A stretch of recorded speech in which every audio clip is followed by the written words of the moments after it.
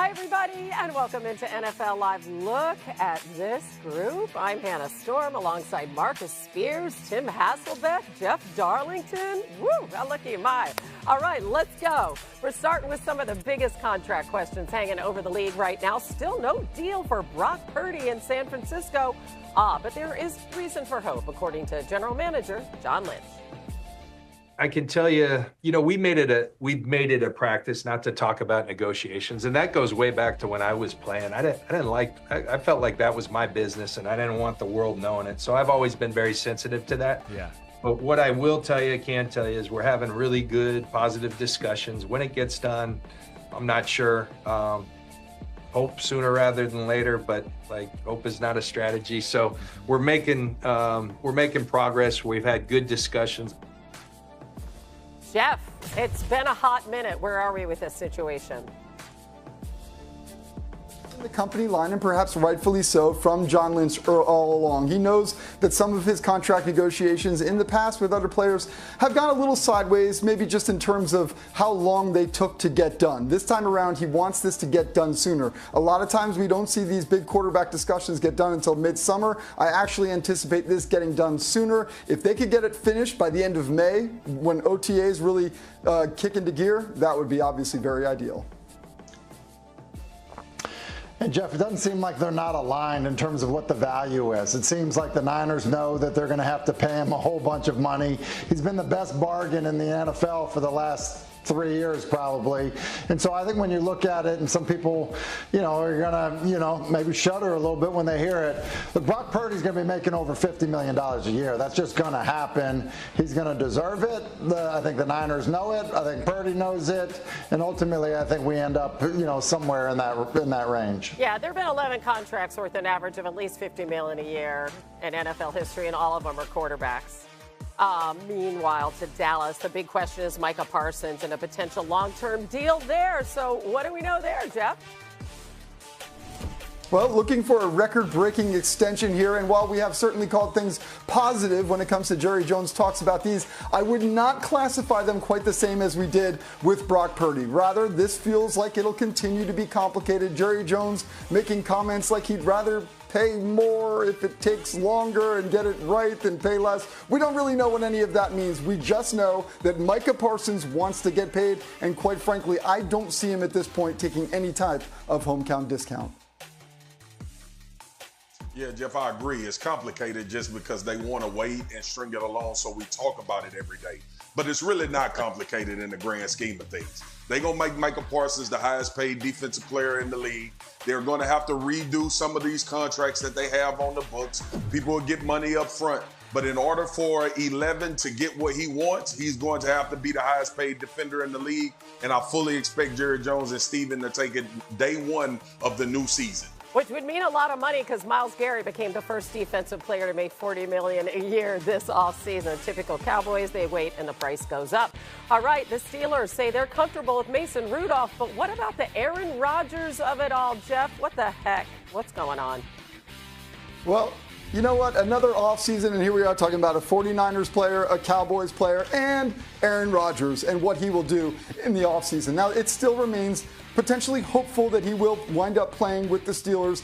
They obviously are trying to move forward with Mason Rudolph, at least the messaging that he can be their starting quarterback. But there is a reason why this team did not make any dramatic moves in the draft, and it is because they still are holding out hope that Rodgers will be their quarterback. If it happens, fine. If it doesn't, it looks like it will be Mason Rudolph under center week one. Yeah, I just think you follow what's happened there. Like Aaron Rodgers has gone to Pittsburgh. He's met with Mike Tomlin. He's put cleats on and decided to throw routes to DK Metcalf. Like typically guys that are older than 40 years old don't put cleats on and go throw to receivers that are active in the NFL. Like I have full anticipation that Aaron Rodgers ends up in Pittsburgh because I think he still wants to play. And he's also Pittsburgh's best option at the position at this point. Yeah, last year was his second career season QBR under 50. So if and when, we'll see what he brings to the table there. On to Cincinnati, Trey Hendrickson requested a trade from the Bengals back in March. No movement there that we're hearing about, Jeff. What can you tell us about his future there in Cincy? No movement, but this is another one of those things. With the Bengals, all of a sudden we hear nothing, and then they sign their 2 top wide receivers to long-term deals. I will say with Trey Hendrickson, they're trying to get this back on the rails, so to speak. It has been frustrating, to say the least, to Trey Hendrickson since this point, but it is a situation where he wants to be paid coming off of a season like he had. And quite frankly, I don't think that the team is giving up hope here. I just think that after they paid those wide receivers, it becomes much more difficult to pay Hendrickson as well. Yeah, Jeff, I agree with you. It's going to be super interesting. The T. Higgins deal is really the one that made this very difficult for Trey Hendrickson. We didn't know if T. Higgins was going to get the type of money he got. We knew Jamar Chase would. But when you look at Trey and his production, there should be teams that come into the fold with a potential trade option and pay him. Highly productive sack leader from last year. Trey should get a lot of attention when the time is right. Cincinnati, I'm not sure if they're going to be able to afford what he's asking for on a yearly salary. Yeah, T.J. Watt and Myles Garrett, the only players with more sacks than him over the last 5 seasons. Okay, and now the Dolphins' Tyreek Hill.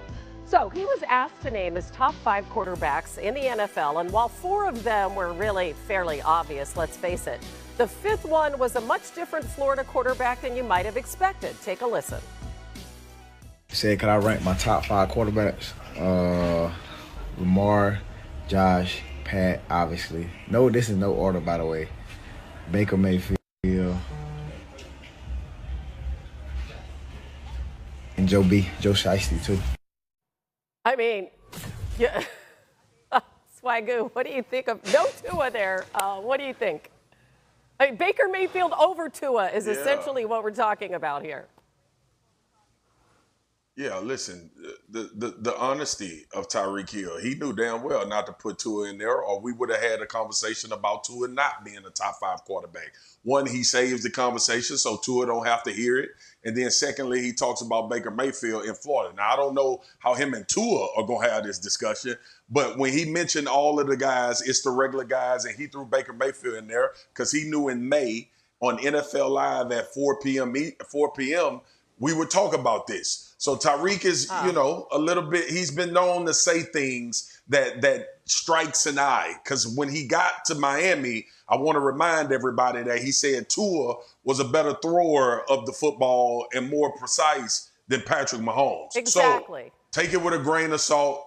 And don't make it personal to it. He's just saving you a conversation. Okay, so it's just Tyreek being Tyreek when he also said right when the season was over, Jeff, and you were there, I want out of here. I want out of Miami. So what's going on with him in that regard? Tyreek being Tyreek is getting a little bit tiresome, I think, to some people. Now, I'm not saying that we should make a huge deal out of this. I was sort of waiting for the caveat of, well, no, I'm not going to include my own quarterback here. I didn't hear it. Maybe it was suggested in some capacity elsewhere. But this is another situation where I think that this team wants to get rid of distractions, and they want Tyreek Hill to be the teammate that he was when he talked glowingly about Tua and the comparison that you just made, that he made to Patrick Mahomes, where people sort of raised their eyebrows and said, there's no way you actually mean that. And now we want to look at him and say essentially, there's no way you actually mean this. Listen, if Tyreek Hill does want out of Miami, as suggested earlier this season, which he then walked back, he is doing himself no favors, because all that he's doing is sending messages to potential suitors that this is how he's going to act at some point in time when he plays for them. I will say the Dolphins still believe he is incredibly talented and warrants the type of respect that they give him. But man, it's got to get tiresome at some point. Yeah, listen, Tyreek Hill's an amazing receiver, and there have been a lot of amazing receivers that have become headaches. Like, that's what's happened. And look, it's been going on for decades, so it's really nothing new. And I think Marcus's assessment, of the situation in terms of, look, anytime a player